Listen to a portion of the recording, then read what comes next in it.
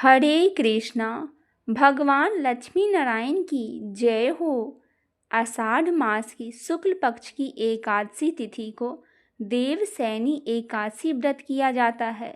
सनातन धर्म में इस एकादशी का काफ़ी महत्व माना जाता है, क्योंकि देवसैनी एकादशी से भगवान विष्णु क्षीर सागर की योग निद्रा से चले जाते हैं। इसके बाद कार्तिक मास की एकादशी तिथि को भगवान विष्णु योग निद्रा से वापस आते हैं। इस दौरान भगवान शिव सृष्टि का संचालन करते हैं। देवसैनी एकादशी शास्त्रों में विशेष महत्व बताया गया है। इस व्रत की कथा सुनने और पढ़ने मात्र से व्यक्ति को सभी पापों से मुक्ति मिल जाती है। तो आइए सुनते हैं देवसैनी एकादशी की कथा। वामन पुराण के अनुसार एक बार राजा बलि ने तीनों लोकों पर अपना अधिकार जमा लिया था। यह देखकर इंद्र समेत अन्य देवी देवता घबरा गए और भगवान विष्णु की शरण में पहुंच गए। देवता को परेशान देखकर भगवान विष्णु ने वामन अवतार धारण किया और राजा बलि से भिक्षा मांगने पहुंच गए। राजा बलि ने वामन देवता से कहा कि जो मांगना चाहते हैं मांग लीजिए। इस पर वामन देवता ने भिक्षा में 3 पग भूमि मांग ली। पहले और दूसरे पग में वामन देवता ने धरती और आकाश और पूरा संसार को नाप लिया। अब तीसरे पग के लिए कोई जगह नहीं बची, तो राजा बलि से वामन देवता ने पूछा कि तीसरा पग मैं कहाँ रखूं? तब राजा बलि ने अपना सिर आगे कर दिया। भगवान विष्णु राजा बलि को देखकर काफ़ी प्रसन्न हुए और उनसे वरदान मांगने को कहा। बलि ने उनसे वरदान में पाताल लोक में बस जाने की बात कही।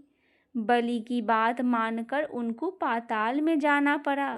ऐसा करने से समस्त देवता और माँ लक्ष्मी परेशान हो गए।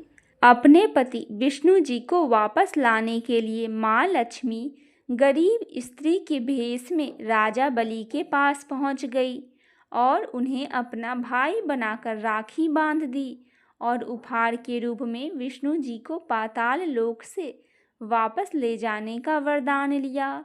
माता लक्ष्मी के साथ वापस जाते हुए भगवान विष्णु जी ने राजा बलि को वरदान दिया कि वह प्रत्येक वर्ष आषाढ़ शुक्ल पक्ष की एकादशी से कार्तिक मास की एकादशी तक पाताल में ही निवास करेंगे और इन 4 महीने की अवधि को उनकी योग निद्रा माना जाएगा।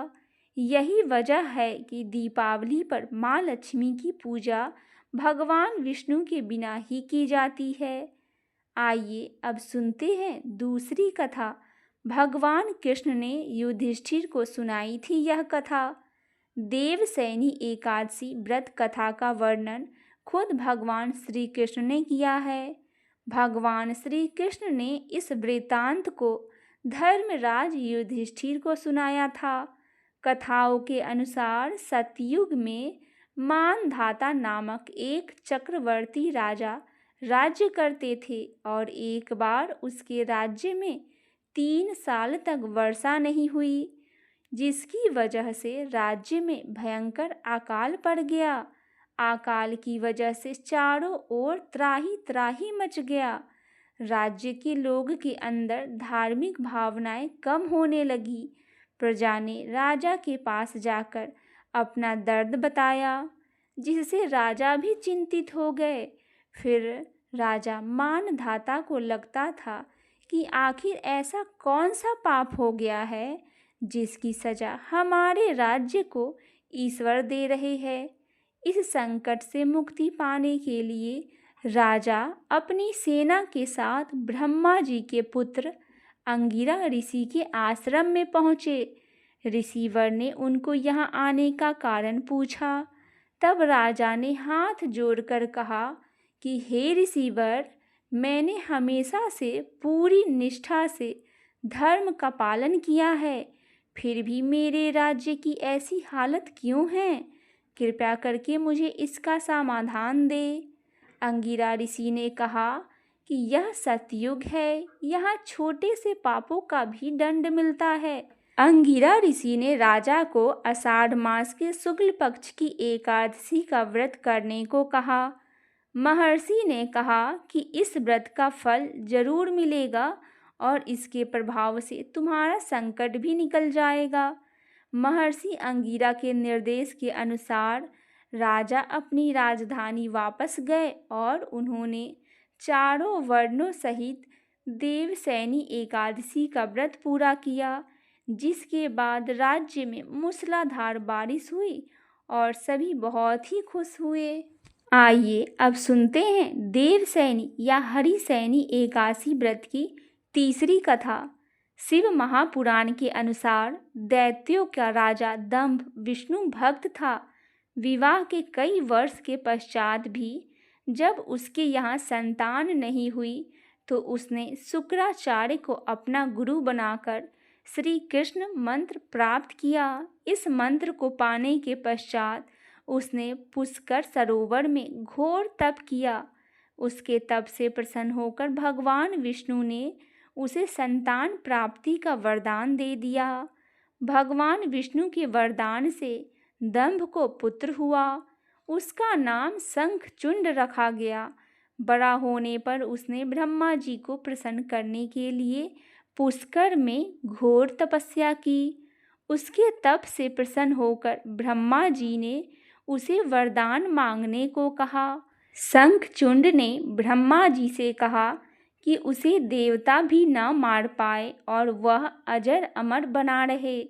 ब्रह्मा जी ने उससे कहा कि तुम अजर अमर तो नहीं हो सकते, लेकिन तुम्हारी मृत्यु विशेष परिस्थितियों में अत्यंत कठिनाई से होगी। वरदान पाकर शंखचूंड के अत्याचार बढ़ने लगे। हार कर सभी देवता भगवान विष्णु के शरण में गए और शंखचूंड के अत्याचारों से मुक्ति दिलाने की प्रार्थना की।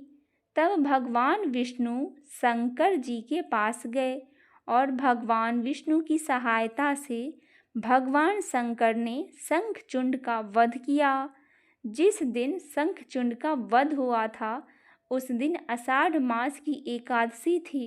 शंखचूंड की मृत्यु के पश्चात भगवान विष्णु शयन करने के लिए क्षीर सागर चले गए। भगवान विष्णु के शयन के लिए जाने के कारण इसे हरिसैनी एकादशी और देवसैनी एकादशी कहा जाने लगा। भगवान विष्णु के शयन किए जाने के कारण सृष्टि का पालन का कार्य भगवान शंकर ने अपने ऊपर ले लिया। देवसैनी एकादशी के बाद सावन माह शुरू हो जाता है, जिसमें शिव पूजा का विधान है। यही समय चातुर्मास का भी होता है, जिसमें साधु सन्यासी एक स्थान पर ही रहते हैं। ऐसी पौराणिक मान्यता है कि चातुर्मास के दौरान समस्त तीर्थ ब्रज में आ जाते हैं, इसीलिए इस समय ब्रज की यात्रा करना बहुत ही पुण्यकारी और फलदायी मानी जाती है। बोली राधे कृष्ण भगवान की जय, श्री लक्ष्मी नारायण भगवान की जय।